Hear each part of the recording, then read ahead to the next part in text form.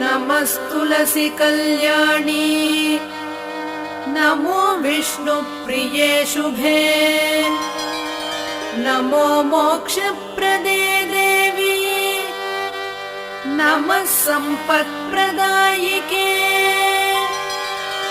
तुलसी पातु मां नित्यम् सर्वपद्भ्योऽपि सर्वदा कीर्तितापि स्मृता वापि पवित्रयति मानवम्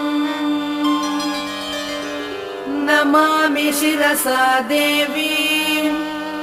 तुलसीं विलसत्तनुम् यां दृष्ट्वा पापतो मर्त्याः मुच्यन्ते सर्वकिल्बिषात्